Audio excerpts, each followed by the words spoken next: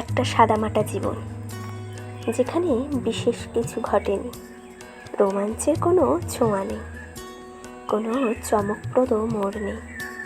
সেই জীবন কি অসম্পূর্ণ, নাকি তার মধ্যেই লুকিয়ে থাকে এক অনন্য পূর্ণতা? জীবনের বাইরে শেষ পৃষ্ঠায় এসে যখন দেখি সব স্মৃতি এক এক করে পাতার মতো ওড়ে, তখন মনে হয় কিছু তো পেলাম না। কিন্তু তখনই হঠাৎ উপলব্ধি হয় শেষ পৃষ্ঠার শূন্যস্থানগুলোও এক একটা গল্প।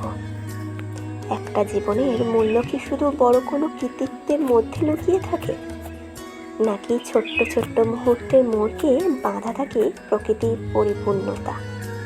হয়তো সন্ধ্যাবেলায় বারান্দায় বসে থাকা, কোনো পুরনো গানের সুরে হারিয়ে যাওয়া, কোনো এক সন্ধ্যায় হাতের মুঠোয় এক কাপ চা, অথবা প্রিয়জনের এক গভীর দৃষ্টির স্পর্শ।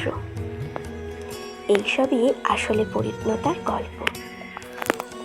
জীবনের শেষ পৃষ্ঠা কখনোই শূন্য থাকে না। হয়তো সেখানে লেখা থাকে কিছু না বলা কথা, কিছু অনুভূতির দেশ, কিছু হারিয়ে যাওয়ার মুহূর্ত। এইসবই শূন্যতার মাঝেই তো ছুঁয়ে যায় পরিপূর্ণতা।